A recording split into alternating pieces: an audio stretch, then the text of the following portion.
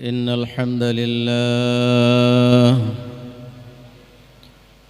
الحمد لله نحمده ونستعينه ونستغفره ونستهديه ونؤمن به ونتوكل عليه ونعوذ بالله من شرور أنفسنا ومن سيئات أعمالنا من يهده الله فلا مضل له ومن يضلله فلا هادي له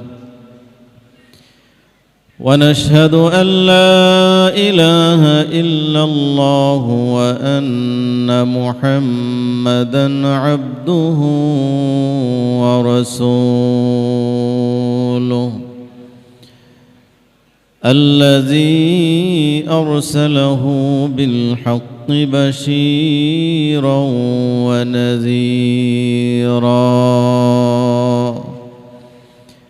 وداعيا إلى الله بإذنه وسراجا وقمرا منيرا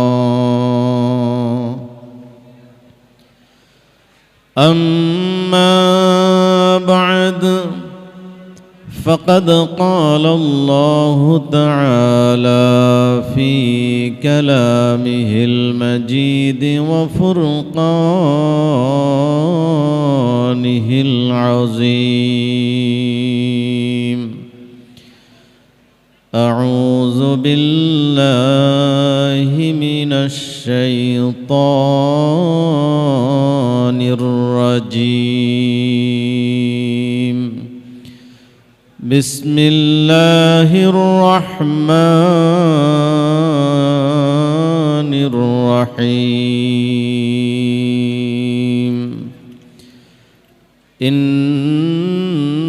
إنما يخشى الله من عباده العلماء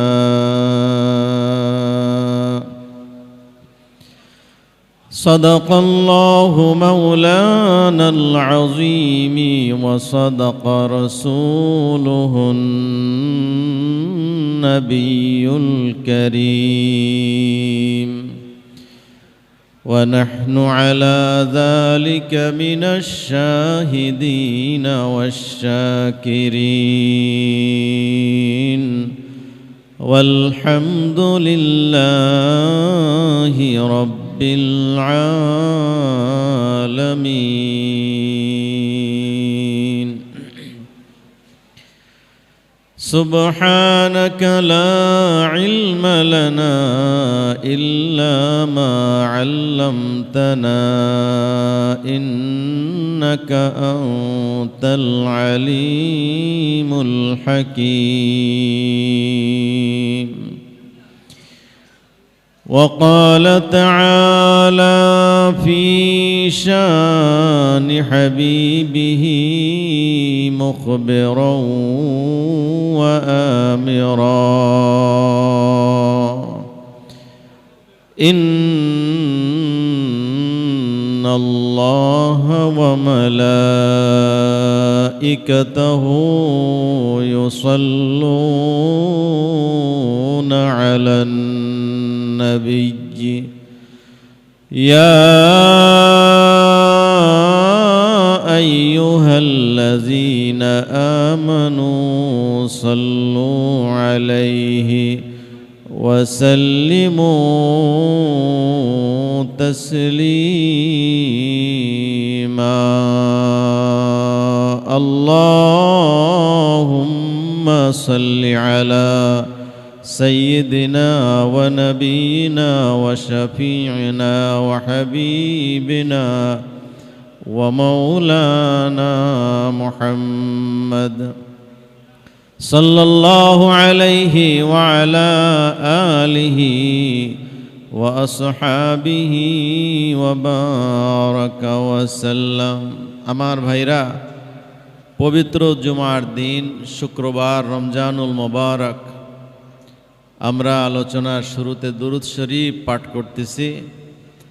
আপনারাও কথাবার্তা না বলে সকলে আসুন আমরা দুরূদ শরীফ পড়ি, কারণ পবিত্র জুমার দিনে ক্বালা রাসূলুল্লাহ সাল্লাল্লাহু আলাইহি ওয়াসাল্লাম আকসিরুস সালাতা আলাইয়া ফি কুল্লি জুমআতিন ফাইন্না সালাতা উম্মতি তু'রাদু আলাইয়া ফি কুল্লি ইয়াউমিল জুমআ আও কামা ক্বালা আলাইহিস সালাতু ওয়াসসালাম।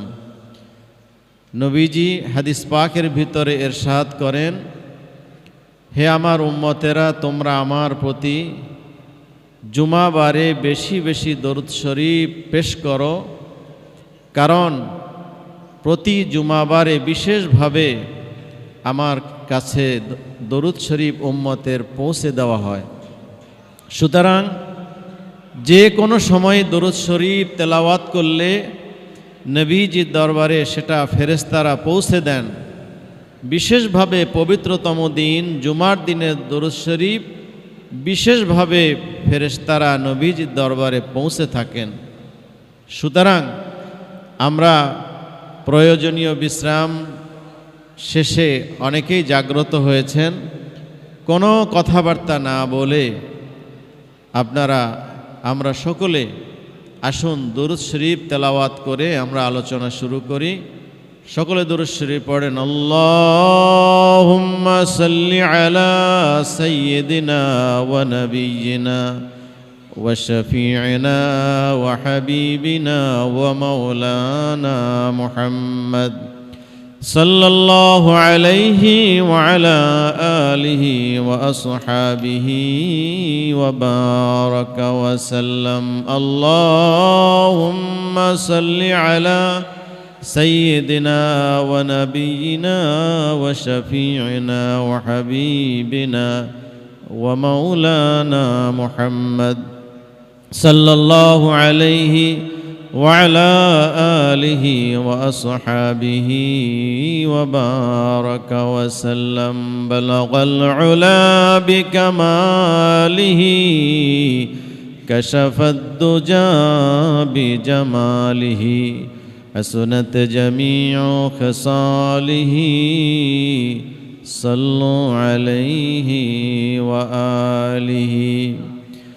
هو الحبيب الذي ترجى شفاعته لكل هول من الأهوال مقتحم. بلغ العلا كماله كشف الدجى بجماله حسنت جميع خصاله صلوا عليه وآله. نبينا الآمر الناهي فلا أحد أبر في قول لا منه ولا نعمي. بلغ العلا بكماله كشف الدجى بجماله حسنت جميع خصاله صلوا عليه وآله. اللهم صل وسلم وبارك عليه. মুআজ্জাজ মুহতারাম, আমির শরিয়ত, আমির তরিকত, আমির হিজবুল্লাহ সরসিনা শরীফের আলা হজরত পীর সাহেব হুজুর কিবলা মদ্দাজিল্লাহুল আলী, বাংলাদেশ জমিয়তে হিজবুল্লাহর সিনিয়র নায়েবে আমির, সরসিনা দারুস সুন্নাত জামিয়ায়ে নিসারিয়া দিনিয়ার সুযোগ্য নায়েবে রইস মরহুম হজরত পীর সাহেব হুজুর কিবলা রহমতুল্লাহ আলাইহির ছোট সাহেবজাদা মোহতারাম ছোট হুজুর কিবলা মাদ্দাজিল্লাহুল আলী, দিগার হাজারাত উলামায়ে কেরাম, দরবার শরীফের খোলাফা, পীর ভাই, মুহিব্বিন, দিন দরদি মুসলমান ভাইয়েরা, মহান আল্লাহ রব্বুল ইজ্জতের দরবারে লাখ কোটি শুকরিয়া যে পবিত্র রমজানুল মুবারকে আল্লাহ রব্বুল আলামিন সারসিনা শরীফের ফাল্গুন মাসের এই 3 দিন ব্যাপী ইসালে সওয়াব মাহফিলে আমাদেরকে হাজির হওয়ার আল্লাহ পাক তৌফিক এনায়েত করেছেন। আমরা সকলে এজন্য আল্লাহ পাকের দরবারে শুকরিয়া আদায় করে দিল মন খুলে জবান খুলে উচ্চ আওয়াজে একবার পড়ি আলহামদুলিল্লাহ। ভাইরা আমার, একে তো পবিত্র রমজান মাস, অন্যদিকে পবিত্র জুমার দিন আউলিয়ায়ে কেরামের ইসহালে সওয়াব মাহফিলে আমরা হাজির হয়েছি। ইনদা যিকরিস সালিহিনা তানজিলুর রাহমা, নেককার আল্লাহর ওলিদের আলোচনা যেখানে হয় আল্লাহ রব্বুল আলামিনের রহমত সেখানে বর্ষিত হয়। বিশেষ করে রমজান মাসের এই জুমার দিন যদি এবছর রমজান 29 হয়, অর্থাৎ 29 তারিখে যদি শাওয়ালের চাঁদ দেখা যায়, তাহলে আজকের এই জুমা হবে জুমাতুল বেদা, বিদায়ী জুমা। আর যদি 30 হয় তাহলে আগামী জুমা হবে বিদায়ী জুমা, জুমাতুল বিদা। তো যেটাই হোক, আজকে জুমার দিন, শুক্রবার দিন, দোয়া কবুলের সময়। হাদিস শরীফের ভিতরে রাসূল পাক সাল্লাল্লাহু আলাইহি ওয়াসাল্লাম ইরশাদ করেছেন, ইন্নাল ফিল জুমআতি লাসাআতান লা ইউয়াফিকুহা আবদুন মুসলিমুন ইয়াসআলুল্লাহা তাআলা ফিহা খায়রান ইল্লা আ'তাহু ইয়্যাহ। পবিত্র শুক্রবার জুমার দিনে এমন একটা গুরুত্বপূর্ণ সময় নিহিত রয়েছে, যেই সময় কোনো মুসলমান যদি আল্লাহ রব্বুল আলামিনের দরবারে কোনো কিছু ফরিয়াদ করে, আল্লাহ রব্বুল আলামিন তার দোয়া কবুল করে নেন। বলেন আল্লাহুম্মা আমিন। আমার ভাইয়েরা, সেই মকবুল সময়টা কোন সময়, এই বিষয়ে বহু কৌল পাওয়া যায়। সর্বোপরি কথা হলো, আল্লাহ রব্বুল আলামিন তার বন্ধুকে তার বন্ধুর মাধ্যমে জুমার দিনের এই দোয়া কবুলের সময়টাকে গোপন রেখেছেন। অর্থাৎ জুমাবারের সময়টা সব সময় যাতে করে তার বান্দাবান্দি আল্লাহর কাছে বেশি ফরিয়াদ করে, দোয়া করে, ইবাদত করে, এজন্য ওই সময়টাকে আল্লাহ গোপন রেখেছেন। অর্থাৎ জুমার দিনে বেশি বেশি দোয়া কবুল হয়, সেটা যে কোনো সময় হতে পারে। এজন্য আমরা জুমার দিনটাকে খেলায় খেলায় নষ্ট না করে ইবাদত, বন্দেগী, আমল, আখলাক, আলোচনা, ওয়াজ, নসিহত, বলা এবং শোনা, নেকের কাজের ভিতরে যদি কাটাতে পারি, আল্লাহ রব্বুল আলামিন হয়তো আমাদেরকে কবুল করে নেবেন। সকলে বলুন আমিন।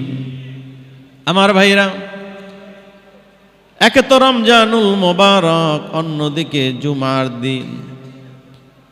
হাদিস শরীফের ভিতরে রাসূল করিম সাল্লাল্লাহু আলাইহি ওয়াসাল্লাম ইরশাদ করেন, মা মিন মুসলিমিন ইয়ামুতু ইয়াউমাল জুমআতি আও লাইলাতাল জুমআতি ইল্লা ওয়াকাহুল্লাহু মিন ফিতনাতিল কবর। নবীজি সরকারে দো আলম নূরে মুজাসসাম হুজুর পুর নূর সাল্লাল্লাহু আলাইহি ওয়াসাল্লাম ইরশাদ করেছেন, জুমার দিনে অথবা জুমার রজনীতে রাতে যদি কোনো মুসলমানের মৃত্যু হয়, ইন্তেকাল হয়ে যায়, জুমাবারের উসিলায় আল্লাহ রব্বুল আলামিন তাকে কবরের ফিতনাত থেকে হেফাজত করবেন। বলুন সুবহানাল্লাহ। এই জন্য মৃত্যু একদিন হবে, কখন হবে, কোন জায়গায় হবে আমরা জানি না, কিন্তু আল্লাহ রব্বুল আলামিনের দরবারে আমরা দোয়া করব, ফরিয়াদ করব। আল্লাহ যা মঞ্জুর করেন তাই ভালো, কিন্তু দোয়া করতে তো মানা নাই। আল্লাহ গো, যেদিন আমাদের কাছে মালাকুল মউত জান কবজের জন্য চলে আসবে, সেই দিনটা যেন পবিত্র দিন, জুমার দিন হয়ে যায়। সকলে বলেন আমিন।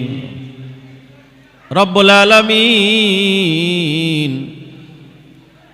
যেই সময় মৃত্যুটা কায়েম হয়ে যাবে আমাদের, যেদিন যেই সময় মৃত্যুটা হবে, যেই জায়গায় মৃত্যুটা হবে, সেই জায়গাটা যেন, যেই জমিনে আপনার প্রিয় বন্ধু রাহমাতুল লিল আলামিন নবী পাক সাল্লাল্লাহু আলাইহি ওয়াসাল্লাম যেই জমিনে ঘুমিয়ে আছেন, আল্লাহ গো, আমাদের প্রত্যেকের মৃত্যুর জায়গাটা যেন সেই মদিনা মুনাওয়ারা হয়ে যায়। সবাই বলেন আমিন।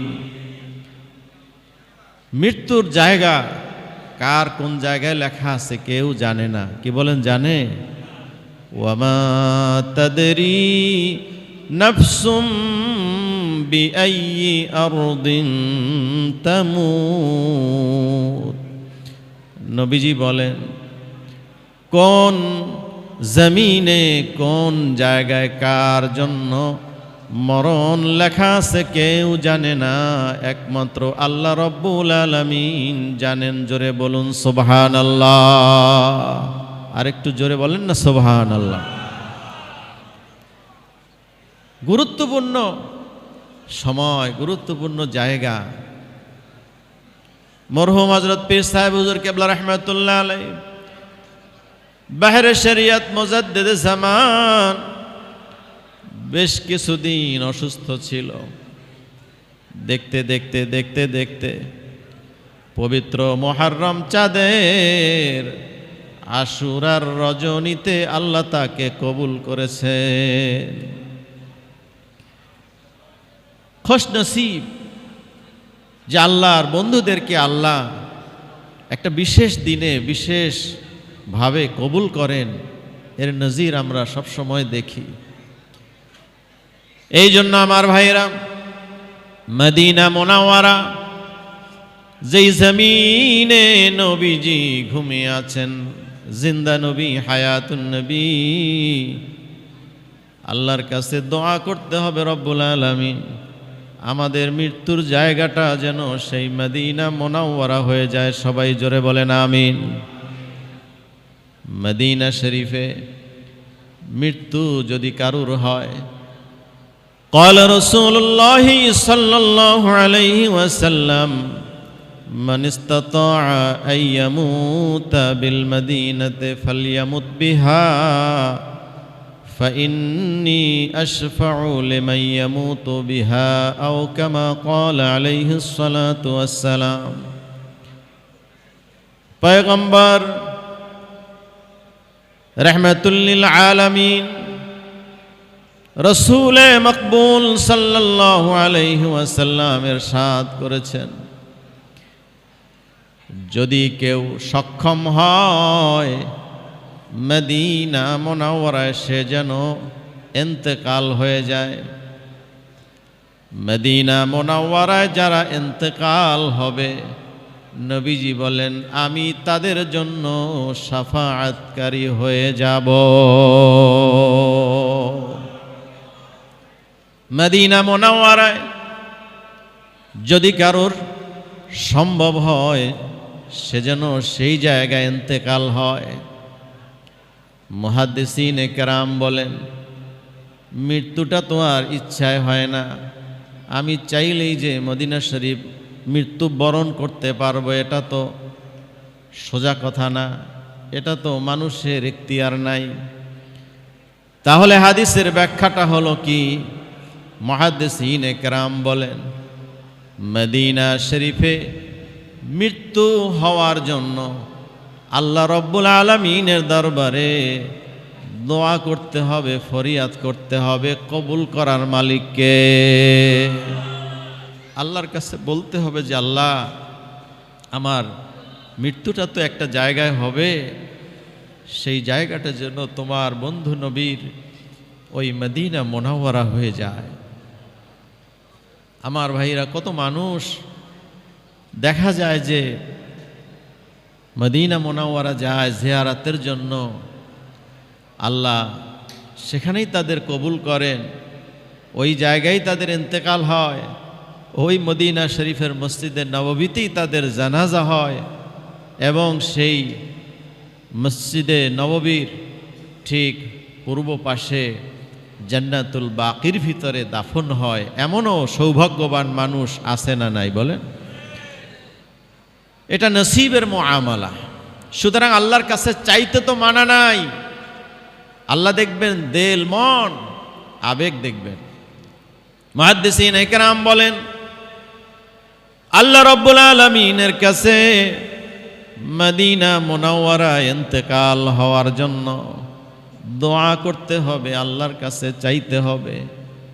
দ্বিতীয় অর্থ হলো মদিনা মুনাওয়ারার সঙ্গে যাতায়াত বাড়ায় দিতে হবে, যোগাযোগ বেশি করতে হবে, মদিনা শরীফ বেশি বেশি যাওয়া আসার চেষ্টা করতে হবে। নবীজি হাদিস পাকের ভিতরে ইরশাদ করেন মাও যারা কবরি বাদা মাউতি ফাকান্নামা যারানি ফি হায়াতি। যদি কেউ আমার ইন্তেকালের পরে আমার কবর শরীফ জিয়ারত করে, রওজা শরীফ জিয়ারত করে, তাহলে সে যেন আমি নবীর জীবদ্দশায় আমার সঙ্গে সাক্ষাৎ করে গেল। নবীজি কি মুর্দা না জিন্দা? জোরে বলতে হবে। একদল মানুষ বলে নবীজি পচে গলে মাটির সাথে মিশে গেছে। আমার ভাইরা, কোনো আশিকে রাসূল, নবী প্রেমিক, নবীর খাঁটি উম্মত এটা বলতে পারে না, সেই বিশ্বাস আকীদা হতে পারে না। নবীজি তো হাদিস পাকের ভিতর ঘোষণা দিয়েছেন ইন্নাল্লাহা হাররামা আলাল আরদে আন তাকুলা আজসাদাল আম্বিয়া। আল্লাহ রব্বুল আলামিন জমিনের জন্য হারাম করে দিয়েছেন নবীদের দেহ মুবারককে ভক্ষণ করতে, অর্থাৎ সমস্ত নবী রাসূলরা অক্ষত অবস্থায় আছেন। আমার আপনার নবী আখিরি জামানার পয়গম্বর মুহাম্মাদুর রাসূলুল্লাহ সাল্লাল্লাহু আলাইহি ওয়াসাল্লাম রওজা শরীফে জিন্দা। সুবহানাল্লাহ বলেন। এটা যাদের দিল আছে, মন আছে, আমাদের মুজাদ্দিদ জামান শাহ সুফি আবু জাফর মোহাম্মদ সালেহ সাহেব রহমতুল্লাহ আলাইহি জীবনের শেষ দিকে যখন জিয়ারাতুল হারামাইন শরীফাইন শেষে দেশে আসবেন, মদিনা শরীফে অবস্থান করতেছিলেন। শেষ বয়সে তিনি চিন্তা করলেন এই যে জিয়ারত শেষে দেশে চলে যাব, আবার কোনোদিন আসতে পারবো কিনা জানি না, হায়াতের গ্যারান্টি নাই আছে। আমরা যে এবার মাহফিলে আসলাম, ফাল্গুনের মাহফিল, আবার আগামী বছর আসতে পারবো এই গ্যারান্টি কি আছে? সবার মনেই চিন্তা থাকে। তিনি চিন্তা করলেন হয়তোবা আমার জীবনের এই জিয়ারত শেষ জিয়ারত হতেও পারে, এই জন্য মন আর মানে না। গভীর রাত্রে সমস্ত রোডঘাট যখন নীরব নিস্তব্ধ, মানুষজন যখন সব ঘুমিয়ে, তখন তিনি জাগ্রত হয়ে অজু করে পাক পবিত্র হয়ে ভালো পোশাক আশাক পরিধান করে একজন মাত্র খাদেমকে নিয়া রাত্র দ্বিপ্রহর মধ্যরাত যখন, তখন তিনি রওনা হলেন নবীজি রওজা শরীফ জিয়ারত করবার জন্য। খাদেম বললেন, হুজুর এই মুহূর্তে যদি আপনি জিয়ারতের জন্য যান, মসজিদে নববীতে এখন লক করা আছে, তালা দেওয়া আছে। বর্তমান সময় অবশ্য রাত দিন সব সময় মসজিদে নববী খোলা থাকে।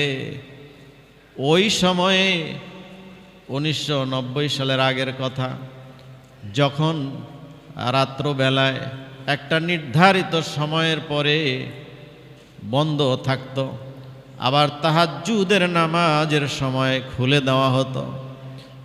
হুজুর আপনি এই গভীর রজনীতে যদি যান, মসজিদের নববীতেও ঢুকতে পারবেন না, রওজা শরীফও যেতে পারবেন না।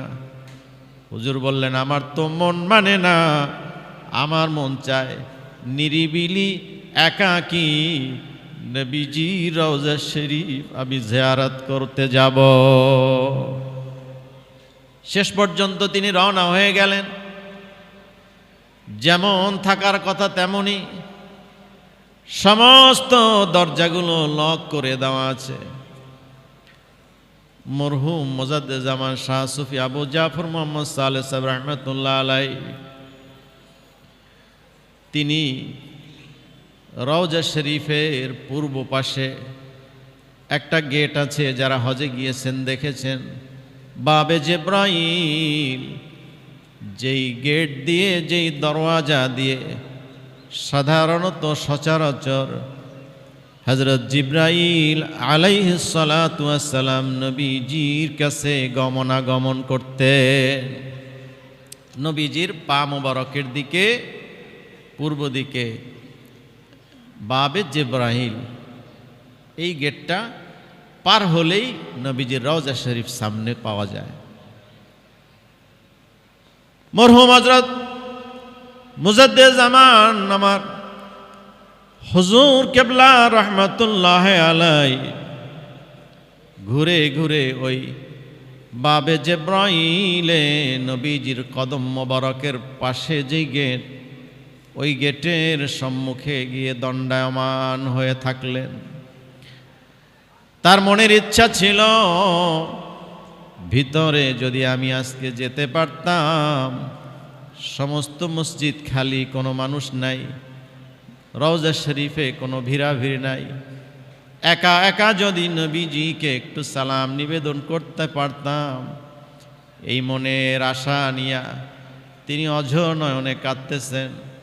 হঠাৎ করে ওই মসজিদে নববীর একজন খাদেম, বয়স্ক মানুষ, শায়েখ, তিনি ওই গেটের কাছে এসে তালাটা ধরে একটা চাবি নিয়ে টাস করে তালাটা খুলে দিয়ে, গেটকে খুলে দিয়ে বললেন, শায়েখ আপনি ভিতরে গিয়া রওজা শরীফ জিয়ারত করেন, আপনি জিয়ারত করে বের হওয়ার পরে আমি আবার তালা লাগায় দেব, স্পেশালভাবে আপনাকে রওজা শরীফ জিয়ারতের জন্য আমি ব্যবস্থা করে দিলাম।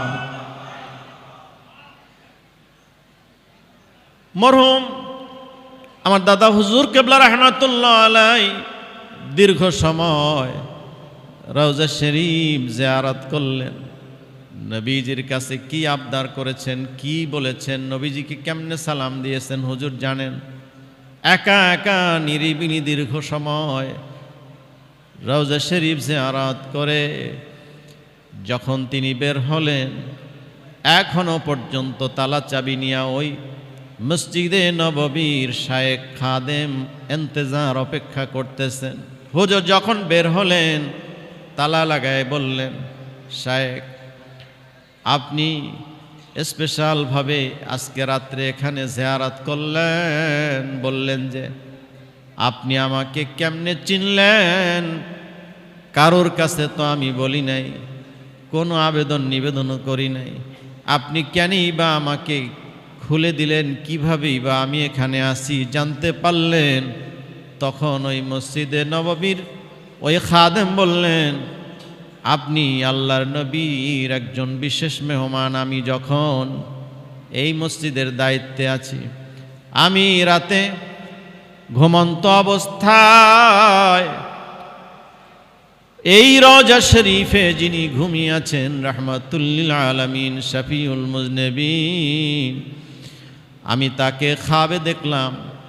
তিনি আমাকে বলতেছেন, এ আমার মসজিদের খাদেম, আমারও ওই কদমের কাছে দরওয়াজায় বাবে জিবরাইলে একজন ভক্ত আশেক দাঁড়িয়ে আছে, তাড়াতাড়ি করে আমার কাছে এসে তাকে জিয়ারত করার সুযোগ করে দাও।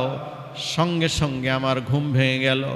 আমি গভর্নমেন্টের নিয়মের কোনো তোয়াক্কা করলাম না, কারোর কাছে জিজ্ঞাসাবাদের প্রয়োজন মনে করলাম না।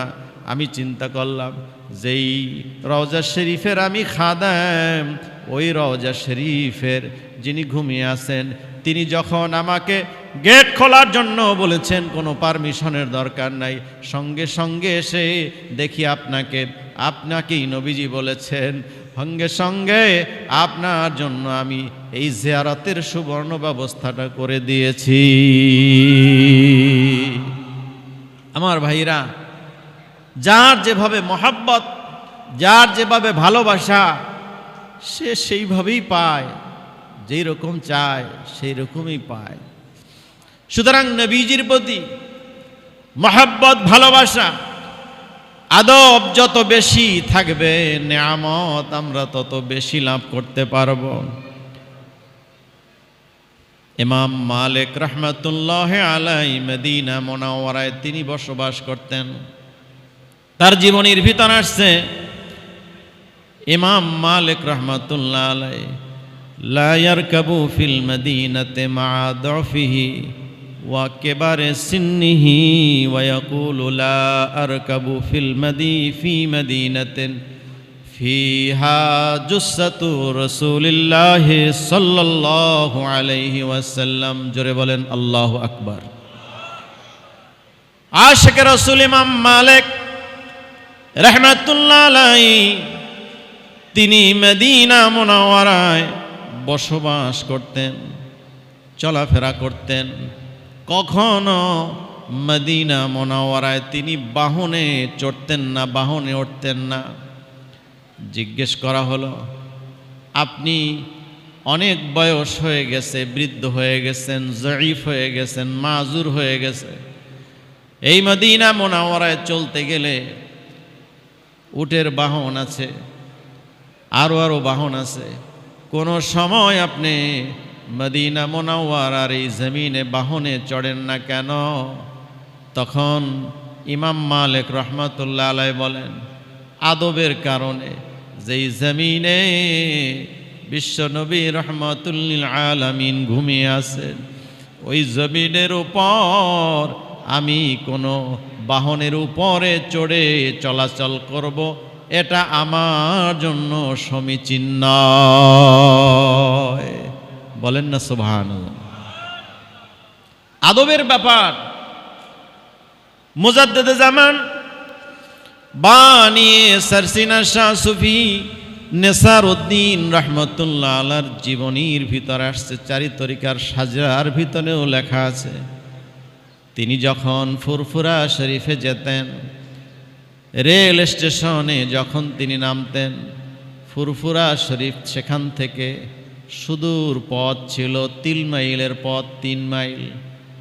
হুজুর যখন বৃদ্ধ অবস্থায় যখন হাঁটতে কষ্ট হতো, চলতে কষ্ট হতো, তখনও যখন তিনি ফুরফুরা শরীফ যেতেন, ওই রেল স্টেশন থেকে নেমে পায়ে হেঁটে হেঁটে তিনি ফুরফুরা শরীফ পর্যন্ত যেতেন, কোনো দিন তিনি বাহনে চড়েন নাই। এটা হলো আদবের নজির, আদবের নমুনা। যে যেরকম আদব প্রদর্শন করবেন তিনি তেমন নেয়ামত পাবেন। ইমাম মালিক রাহমাতুল্লাহ আলাইহির জীবনের ভিতরে আসছে, মা বিত্তু লাইলাতান ইল্লা রাআইতু রাসূলুল্লাহি সাল্লাল্লাহু আলাইহি ওয়াসাল্লাম ফিহা। জোরে বলেন সুবহানাল্লাহ। ইমাম মালিক রাহমাতুল্লাহ আলাইহি বলেন, আমি এমন কোন রাত কাটাই নাই, এমন কোন রাত আমি পার করি নাই যেই রাত্রে নবীজিকে আমি স্বপ্নে দেখা পাই নাই। কত বড় কথা! আমরা তো জীবনে আল্লাহর কাছে চাই যে নবীজির জিয়ারত যেন আমাদের হয়। হয়তো কেউ কম পায়, বেশি পায়, যাই হোক না হোক, প্রতি রাত্রে নবীজিকে স্বপ্নে জিয়ারত হতে হলে, দেখা পেতে হলে কত বড় ইশক লাগে, কত বড় মহাব্বত, ভালোবাসা নবীজির প্রতি হলে নবীজিকে প্রতি রাত্রে স্বপ্নে দেখা পাইতে পারে।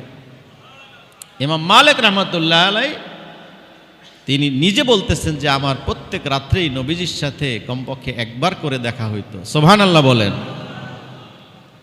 মরহুম বড় আব্বা হুজুর রাহমাতুল্লাহ আলাইহি তিনি বলেছেন, বাবারা, আমি যা কিছু আমল করে থাকি, একদিকে কোরআন এবং সুন্নাহ, অন্যদিকে স্বয়ং নবীজিকে দেখে দেখে আমল করে থাকি। জোরে জোরে বলেন সুবহানাল্লাহ। কার মুখে এই কথা মানায়, কার মুখে এই কথা শোভা পায় যে আমি নবীজিকে দেখে দেখে আমল করে থাকি? যার সঙ্গে নবীজির মহব্বত, ভালোবাসা আছে, অহরহ যার সঙ্গে নবীজির জিয়ারত হয়, তিনি এমন কথা বলতে পারেন। এই দরবার হলো ইশকে রাসূলের দরবার, এই দরবার হলো আদবের দরবার, এই দরবার হলো আমলের দরবার। আমরা আমলহীন, আমাদেরকেও যেন আল্লাহ এই দরবারের মাধ্যমে আমলওয়ালা বানায় দেন, আল্লাহ যেন আদবওয়ালা বানায় দেন, আল্লাহ যেন আল্লাহর ওলি বানায় দেন। সবাই জোরে বলেন আমিন।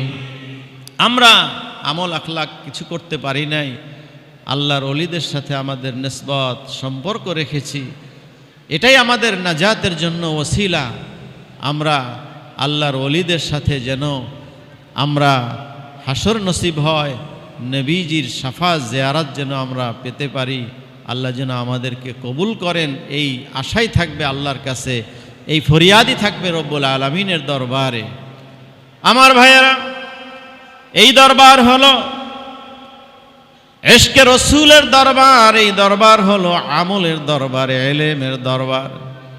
মরহুম বড় আব্বা হুজুর মুজাদ্দিদ জামান শাহ সুফি নেসারউদ্দিন আহমদ রহমতুল্লাহ আলাইহি এই পুণ্যভূমি সারসিনায় জন্মগ্রহণ করেছেন। সেই সময়ে দেশের ভিতর তেমন কোনো ভালো লেখাপড়া, ইলমে দ্বীন হাসিল করার ব্যবস্থা যখন ছিল না, তখন তিনি নিজ বাড়ির থেকে রওনা হলেন। মাদারীপুরে তিনি খাগদি নামক জায়গায় লেখাপড়া করেছেন। সেখান থেকে ঢাকা হাম্মাদিয়া মাদ্রাসায় লেখাপড়া করেছেন। সেখানেও তিনি ক্ষান্ত হন নাই। উচ্চশিক্ষা গ্রহণ করার জন্য তিনি সোজা ভারতের হুগলি মাদ্রাসা পর্যন্ত চলে গিয়েছেন।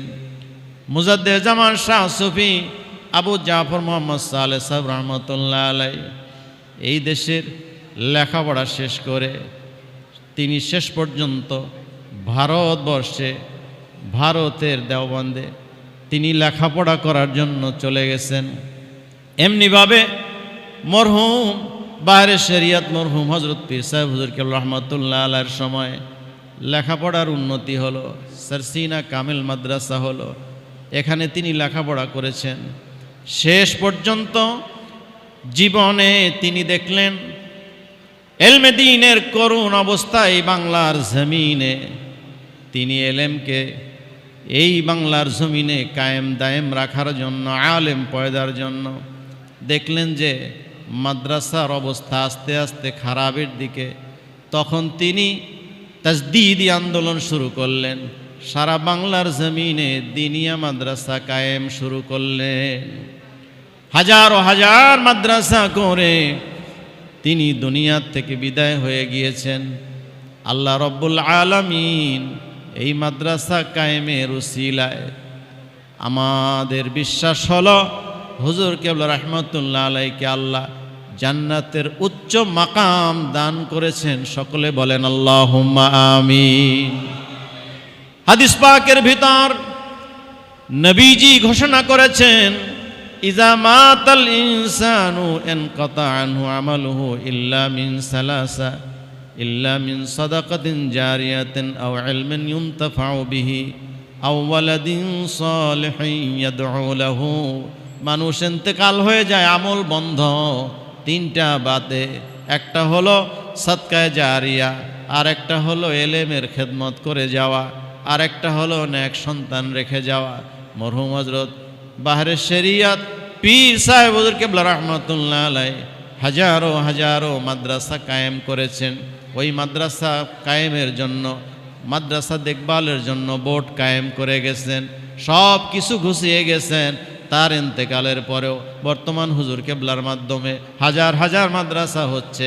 এই দিনিয়া মাদ্রাসা যা কিছু করে গেছেন, এর যে যতগুলো ভালো দিক আছে, এলেম তৈরি হচ্ছে, আলেম তৈরি হচ্ছে, সব কিছুর সওয়াব হযরত পীর সাহেব হুজুর কেবলার আমল নামায় লিখে দেওয়া হচ্ছে। সন্দেহ আছে বলেন? এজন্য উচ্চ মাকাম তিনি, আমাদের আকীদা বিশ্বাস এই খেদমতের, শুধু দুনিয়ার খেদমতই নয়, তার খেদমত তো অবারিত বিশাল বড় খেদমত তিনি করেছেন। বিশেষ করে এই দিনিয়া মাদ্রাসার খেদমতের বদৌলতে আল্লাহ হুজুর কেবলাকে বিশাল বড় মর্যাদা দান করেছেন। এটা আমাদের আকীদা, এটা আমাদের বিশ্বাস। বলেন আল্লাহুম্মা আমিন। আমার ভাইয়েরা, বন্ধুরা, এই দরবার হলো আলেমের দরবার, এই দরবার হলো এলেমের দরবার। কিন্তু বর্তমান দুনিয়ায় দেখা যায় অনেক মাদ্রাসা আছে, অনেক আলেম আছে, নামধারী অনেক মাদ্রাসা আছে নামকা ওয়াস্তে। সত্যিকারে হাকিকি মানায় নবীজির ওয়ারিস ওয়ারাসাতুল আম্বিয়া গঠন করার মতো মাদ্রাসা, আমলি মাদ্রাসা খুব কম পাওয়া যায়। আলেম আছে, আমল নাই। অনেক সমাজের ভিতরে আলেম আছে কিন্তু আমল নাই। অনেক আমলের চেহারা সুরা আলেমের দেখলে পরে মনে হয় না যে সে একজন আলেম। কিছু আছে লেবাসধারী আলেম, আমল নাই। হযরত আলী রাদিয়াল্লাহু তাআলা আনহু বলেন, ইলমুন বেলা আমালেন কা শাজারাতিন বেলা সামার। একটা গাছ আছে কিন্তু ফল নাই। ফলবিহীন গাছ যেমন, আমলবিহীন এলেম, আমলবিহীন আলেমও তেমন। ফলবিহীন গাছের যেমন কোনো দাম নাই, এলেমবিহীন আলেমের কোনো দাম নাই। আমলওয়ালা এলেম, আমলের দাম আছে। এই জন্য আমলি আলেম বানানোর জন্য, আকীদা সহি আলেম বানানোর জন্য এই দিনিয়া মাদ্রাসাকে কায়েম করেছেন।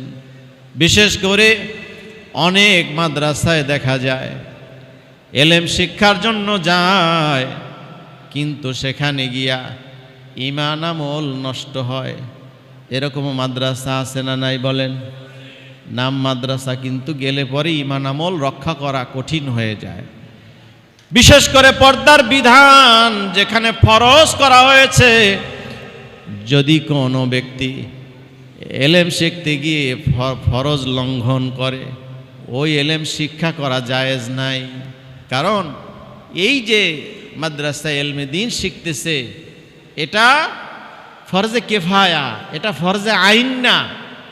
ফরজে আইন হলো নিজের আমলকে ঠিকভাবে পালন করার জন্য, আল্লাহর হুকুমকে পালন করার জন্য ফরজ, ওয়াজিব, সুন্নাত, মুস্তাহাব, পাক পাকিজা, ওযু, ইস্তেনজা সহ শরীয়তের নিয়ম কানুনকে পালন করার জন্য যতটুকু এলেম লাগবে সেই এলেম শিক্ষা করা ফরজ, কিন্তু এলেমের পাণ্ডিত্য অর্জন করা, গভীর আলেম হওয়া, বিশেষ ব্যুৎপত্তি অর্জন করা, মুফাসসির, মুহাদ্দিস, মুফতি হওয়া ইত্যাদি, এই এলেমটা হলো এটা ফরজে কেফায়া, কতকে হলেই হবে, সবার জন্য ফরজ নয়।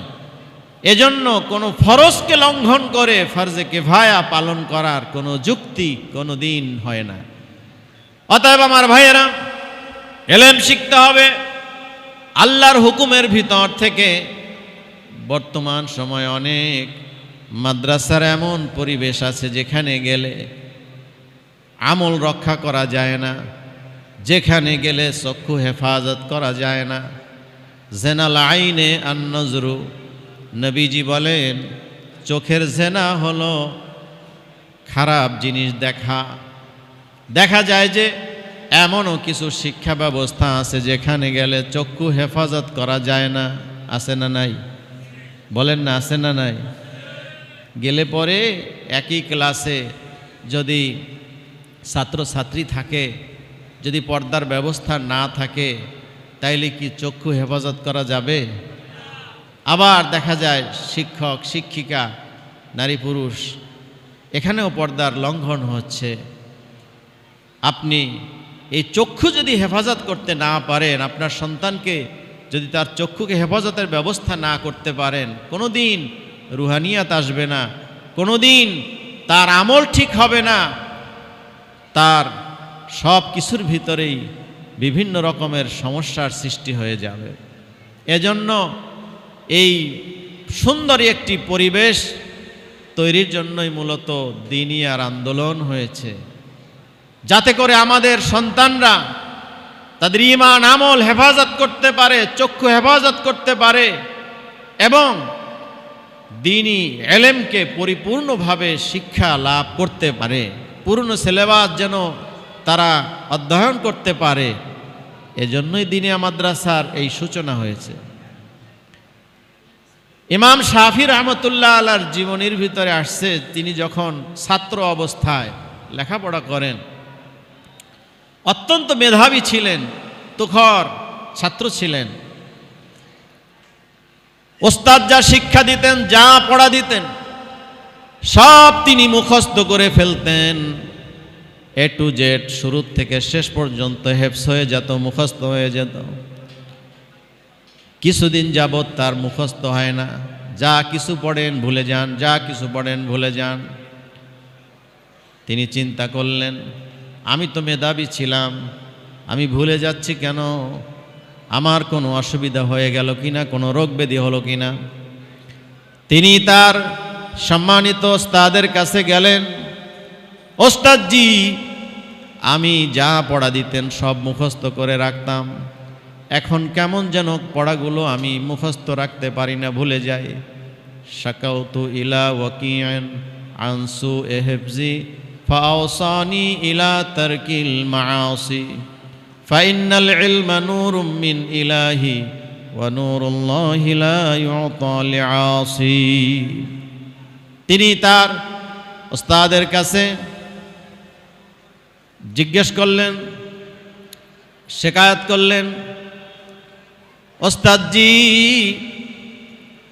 আমি এতদিন যা পড়তাম মুখস্থ থাকতো, এখন আমার মুখস্থ থাকে না, কি কারণে? তখন তার ওস্তাদ বললেন, শোনো শোনো, এলেম দ্বীন হলো একটা আল্লাহর পক্ষ থেকে নূর। তুমি যদি আল্লাহর পক্ষের এই নূরকে, এলমকে গ্রহণ করতে চাও, যাবতীয় গুনাহের কাজ বর্জন করতে হবে।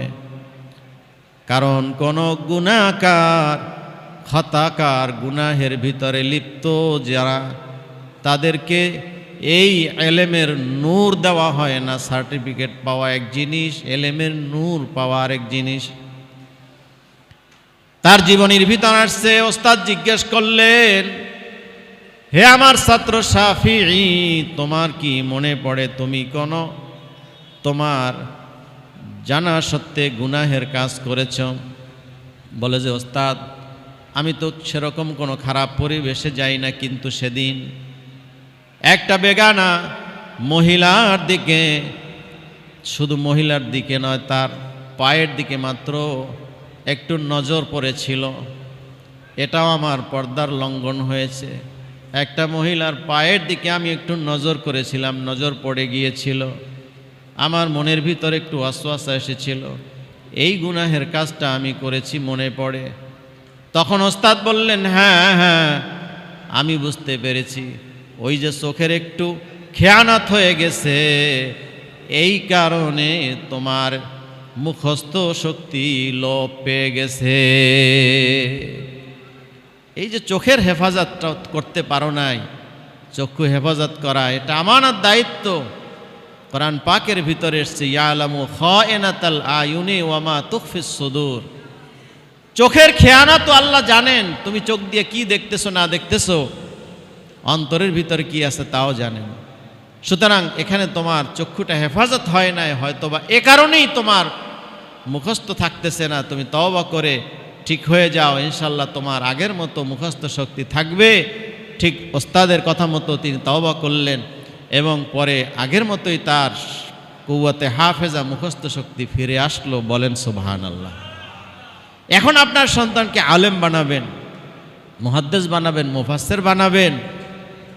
প্রতিদিন যদি অহরহ সে চোখের গুনায় লিপ্ত হতে বাধ্য হয়ে যায়, তাহলে কি এলেমের নূর সে পাবে বলে আশা করা যায়? জোরে বলেন যায়?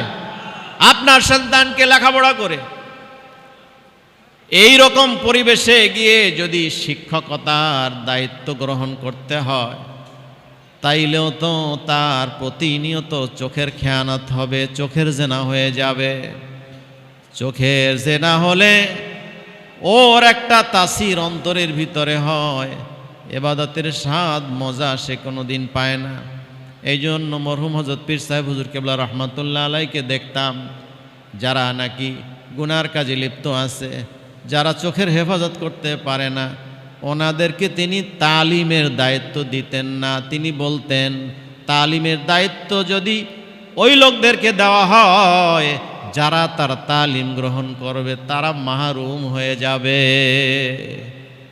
তালিমের তো একটা উদ্দেশ্য আছে, সেই উদ্দেশ্য যদি সাধন করতে হয় তাহলে সেই তালিম দাতাকে গুনাহমুক্ত হতে হবে। আমি জেনে শুনে গুনাহে লিপ্ত কোনো ব্যক্তিকে তালিমের দায়িত্ব দিতে পারি না, এই জন্য তিনি দিতেন না। সে যে বড়, যত বড়ই আলেম হোক না কেন, সাধারণ মানুষ যদি গুনাহমুক্ত হয় তাহলে তাকে দিতেন।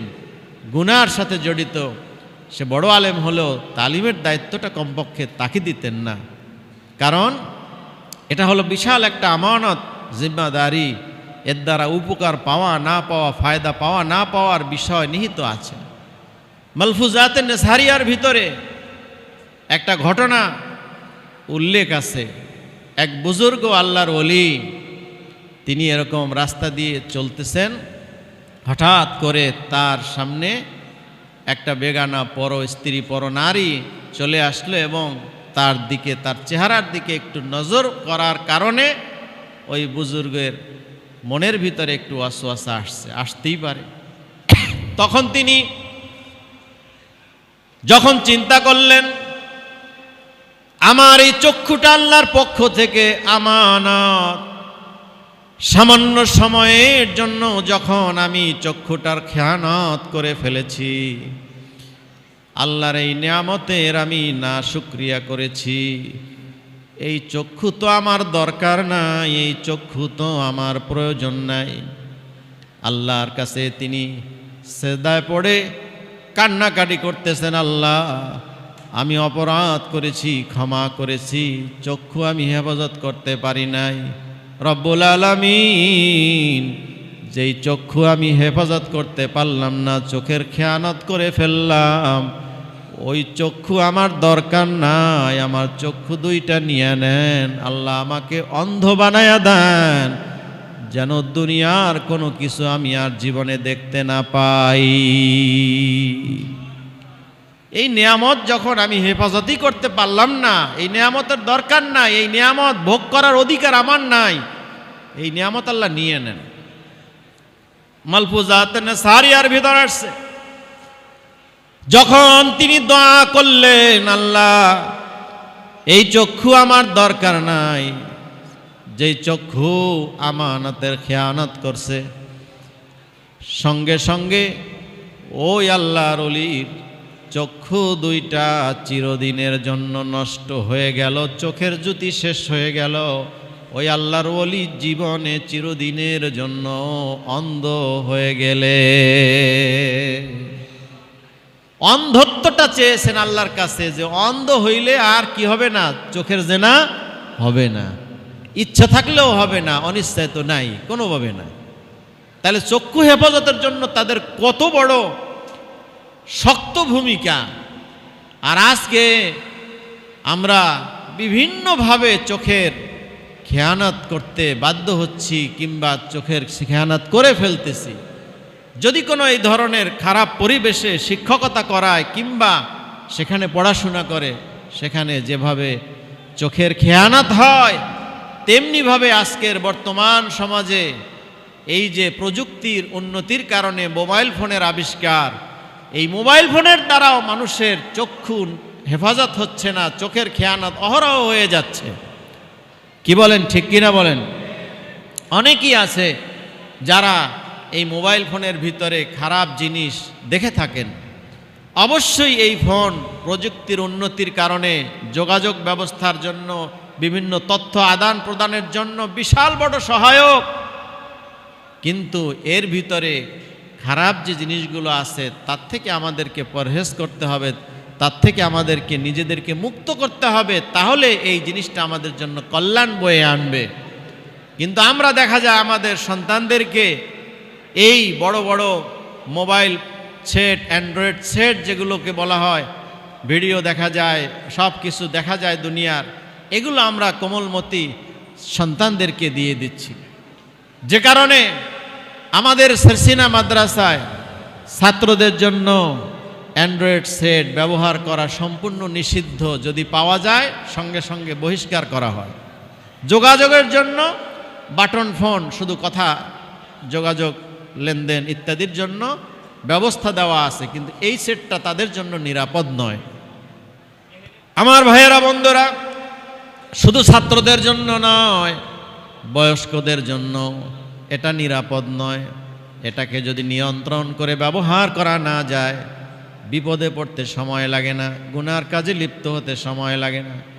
এটা একটা ওয়াসওয়াসার জিনিস, সুতরাং ব্যবহার করলে সেটা সেইভাবে করতে হবে। যাই কথা বলতেছিলাম, সারসিনার মরহুম বড় আব্বা হুজুর রহমতুল্লাহ আলাই আলেম ছিলেন। এলমে দ্বীনের জন্য তিনি বিভিন্ন খেদমত করেছেন, মাদ্রাসা কায়েম করেছেন এবং বিভিন্ন বই পুস্তক লিখে গেছেন। মুজাদ্দিদ জামান শাহ সুফি আবু জাফর মোহাম্মদ সালেহ রহমতুল্লাহ আলাই 1985 ইংরেজি সনে তিনি দিনিয়া মাদ্রাসা কায়েম করেছেন। হুজুর 1990 সালে ইন্তেকালের পরে বাহরে শরিয়ত মরহুম হজরত পীর সাহেব হুজুর কেবলা রহমতুল্লাহ আলাই তিনি 2000 সালে শুরু করলেন দিনিয়া আন্দোলন। তার জীবদ্দশায় 3000-এর মতো দিনিয়া মাদ্রাসা কায়েম করে তিনি দুনিয়ার থেকে বিদায় হয়েছেন। আল্লাহ পাকে জান্নাতুল ফেরদাউসের উচ্চ মাকাম তাকে যেন দান করেন, সবাই বলি আমিন। এবং সেই হুজুর কেবলার খেদমতের তাজদীদের ধারাবাহিকতাকে বর্তমান হজরত পীর সাহেব হুজুর কেবলা তিনি রক্ষা করে, তার এই সামান্য 2 বছরও হয়নি এর ব্যবধানে তিনি প্রায় 5000-এরও উপরে মাদ্রাসা ইতিমধ্যে কায়েম করেছেন। আলহামদুলিল্লাহ বলেন, আরও জোরে বলেন। বর্তমান হুজুর কেবলার একটা বড় আন্দোলন হলো বাংলাদেশের প্রত্যেকটা ওয়ার্ডে ওয়ার্ডে তিনি কমপক্ষে দিনিয়া মাদ্রাসা, দিনিয়া মক্তব কায়েম করবেন। আমরা যেন সেই আন্দোলনে শরিক হতে পারি, দিন কায়েমের এই তাজদীদি আন্দোলনে আমরাও যেন শরিকদার হতে পারি। সকলে বলেন আমিন। পাশাপাশি সারসিনা দিনিয়া মাদ্রাসা কায়েম হয়েছে, দাওরায়ে হাদিস, ইফতা, তাফসির বিভাগ খোলা হয়েছে এবং দিনিয়া মাদ্রাসার একটা বিভাগ আছে খুসুসি বিভাগ।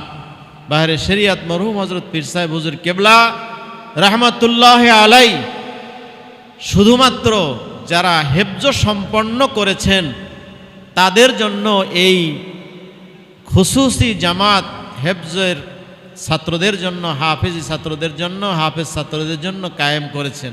মাশাআল্লাহ, এই খুসুসি জামাতে আমাদের প্রায় অর্ধসহস্র 500-র উপরে বেশি ছাত্র এই বিভাগে আলহামদুলিল্লাহ লেখাপড়া করতেছে। বলেন না আলহামদুলিল্লাহ। আপনাদের সন্তানরাই পড়তেছে। তো এই ছাত্ররা পড়তেছে, পাশাপাশি রমজানে তারাবির কারণে অনেককে আবার তারাবির দায়িত্ব পালন করতে যেতে হয়েছে। বাকি রমজানের পরে যেহেতু হেফজ সমাপন হয়, রমজানের কেন্দ্রিক রমজান মাসে রমজানের আগে পাগড়ি দেওয়া হয়, এই নিয়মই বেশিরভাগ। সে কারণে আমাদের এই হাফেজ ছাত্রদের জন্য এই খুসুসি জামাতের ভর্তিটাও আমরা রমজান শরীফের পরে নিয়ে থাকি। এগুলো সামাজিক যোগাযোগ মাধ্যমে আমরা বিজ্ঞপ্তি দিয়ে দেব।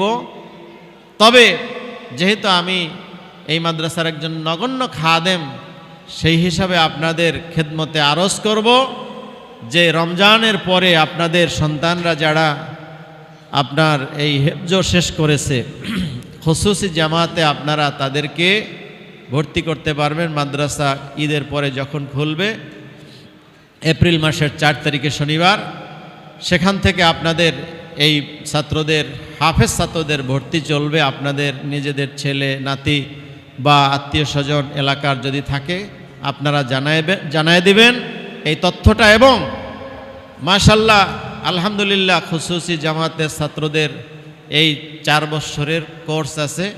তারা 4 বছর শেষে একেবারে জামাতে উলা পর্যন্ত চলে যাবে।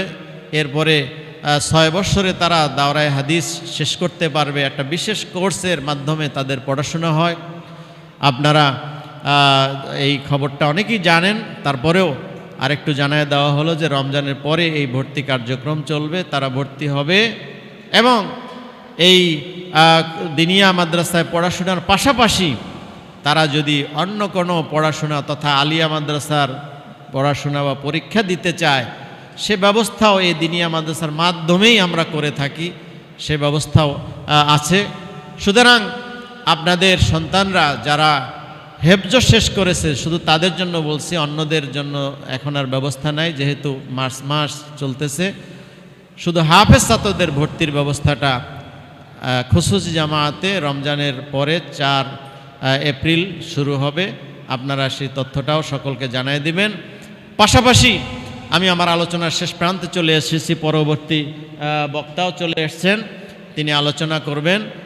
সেই হিসেবে আমি আমার আলোচনার শেষ প্রান্তে যে কথাটি বলবো সেটা হলো এই সেরসিনা দরবার, এলেমের দরবার, আলেমের দরবার, আলেম তৈরির কারখানা, এখান থেকে এবং সারা দেশে এই মাদ্রাসার মাধ্যমে এলমে দ্বীনের যে খেদমত হচ্ছে, আমরা এই দিনিয়া মাদ্রাসা কায়েমের মধ্য দিয়ে সেই খেদমতে যেন যার যে অবস্থান থেকে শরিক হতে পারি।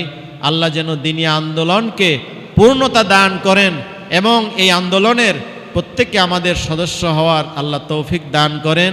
বর্তমান হুজুর কেবলার মনের ইচ্ছা সারা বাংলার জমিনের গোসায় গোসায় এই দিনিয়া মাদ্রাসা কায়েম করা। আল্লাহ যেন হুজুর কেবলার এই মনোবাঞ্ছাকে কবুল করেন, পুরা করেন, আমিন। আমি হযরত পীর সাহেব হুজুর কেবলার কাছে দোয়া চেয়ে, আপনাদের কাছে দোয়া চেয়ে আলোচনা শেষ করছি। ওয়া আখিরু দাওয়ানা আনিল হামদুলিল্লাহি রাব্বিল আলামিন। আসসালামু আলাইকুম ওয়া রাহমাতুল্লাহি ওয়া বারাকাতুহু।